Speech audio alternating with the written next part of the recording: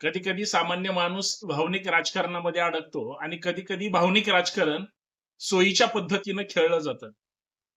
म्हणजे सरपंच संतोष देशमुखांच्या हत्येनंतर खरं तर देशमुख कुटुंबांना सहानुभूती मिळाली, परंतु मस्साजोगची लोक देशमुख कुटुंबाच्या पाठीशी संतोष देशमुखांच्या सरपंच पदाच्या जागेवर त्यांच्या पत्नीला त्या ठिकाणी निवडून देणं अपेक्षित होतं. मसाजोगच्या लोकांनी ते केलं नाही. मसाजोगच्या लोकांनी संतोष देशमुखांच्या विरोधात जो उमेदवार उभा होता आणि जो त्यावेळेस पडला होता त्याच्या बाजूनी कौल दिला. शेवटी लोकांना विकास पाहिजे आणि विकास कोण करतो किंवा आपल्यामध्ये रमणारा माणूस पाहिजे. भावनिक राजकारण मसाजोगच्या लोकांनी स्वीकारलं नाही.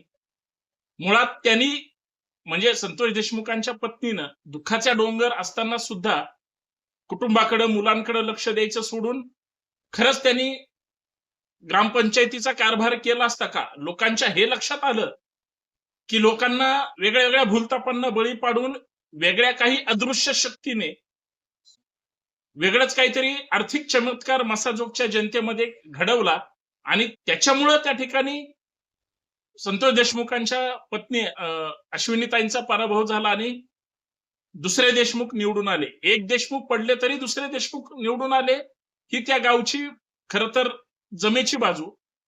परंतु याच्यामध्ये धनंजय देशमुखांनी काय काम केलं? मसाजोगच्या देशमुख परिवाराच्या बाजूने उभे असणाऱ्या लोकांनी किती प्रयत्न केले? खरं तर सहानुभूतीची लाट 2 वर्षामध्ये खरंच संपली का? न्यायाच्या लढाईत गाव जरी एकत्र असलं तरी खरी श्रद्धांजली संतोष देशमुखांना कोणती झाली असती? त्यांच्याच पत्नी सरपंच झाल्या असत्या, ही खरी श्रद्धांजली आहे का त्यांच्या हत्या करणाऱ्या गुन्हेगारांना फाशी मिळाली पाहिजे ही खरी श्रद्धांजली असेल? खरं तर या सगळ्या गोंधळात मला वाटतं लोक चक्रावून गेले आणि गावातल्या लोकांनी देशमुख कुटुंबाचा लढा जो काही सुरू होता कदाचित न्यायालयीन लढ्यासाठी बळ देण्यासाठी त्यांना गावातल्या राजकारणामध्ये अडकवलं नाही का उमेदवार चुकला? मला जर विचारलं तर माझं असं वैयक्तिक मत आहे की संतोष देशमुखांच्या सरपंच पदाच्या जी आता पोटनिवडणूक त्या ठिकाणी लागली गेली किंवा ज्या पद्धतीची निवडणूक झाली तिथं संतोष देशमुखांच्या पत्नीच्या ऐवजी जर भाऊ धनंजय देशमुखांनाच उभं केलं असतं तर काय झालं असतं? कारण तुम्ही बघा, ही सगळी कुटुंबातली मंडळी मीडिया समोर येताना कधीच यांनी नजरवर सुद्धा करून बघितली नाही. इतकं संस्कारक्षम कुटुंब एवढ्या दुःखाच्या या सगळ्या संकटाच्या काळामध्ये गावातल्या चांगल्या वाईट राजकारणामध्ये कसं त्या ठिकाणी पुढे गेलं असतं हा सुद्धा एक संशोधनाचा आणि कदाचित लोकांच्या ज्या काही अडीअडचणी असतील त्याला ह्या धावून गेले असते का हा सुद्धा प्रश्न आहे. कदाचित स्त्री म्हणून अश्विनी देशमुख पोहोचल्या नसत्या, पण धनंजय देशमुख त्या ठिकाणी मला असं वाटतं सरस ठरले असते.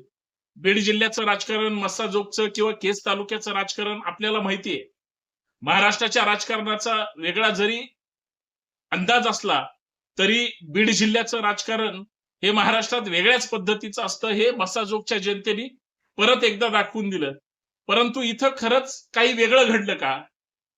म्हणजे सतत जी लोक जातीवाद आणि त्या धारणेतून काही गोष्टी करत होती त्याचा फटका मसाजोगच्या या सरपंच पदाच्या निवडणुकीमध्ये झाला का? आणि लोकांनी का देशमुख कुटुंबावर, संतोष देशमुखांच्या पत्नीवर विश्वास ठेवला नाही हा मला पडलेला फार मोठा प्रश्न आहे. कारण जिथं निवडणूक हारली गेली भावनेच्या जीवावर जिंकायची नव्हती तर त्या व्यक्तीला एक खरी श्रद्धांजली म्हणून यांच्या पाठीशी उभं राहणं अपेक्षित होतं.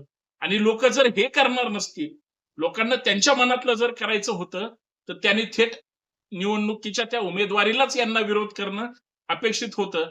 विनाकारण दुःखामध्ये असलेल्या माणसाला परत दुःख देऊन मसाजोगच्या जनतेला काय मिळालं हा मला पडलेला प्रश्न आहे. तुम्हाला काय वाटतं हे नक्कीच कमेंट करून सांगा. खरंच देशमुखांना खरी श्रद्धांजली मिळाली असती का जर त्यांची पत्नी निवडून आली असती तर, किंवा भाऊ निवडणुकीला उभा राहिला असता तर लोकांनी निवडून दिलं असतं का? का जो विरोधी उमेदवार होता तोच सक्षम आणि सरस ठरला, बाकी सगळं गौण ठरलं, हे तुम्हाला वाटतं का? धन्यवाद.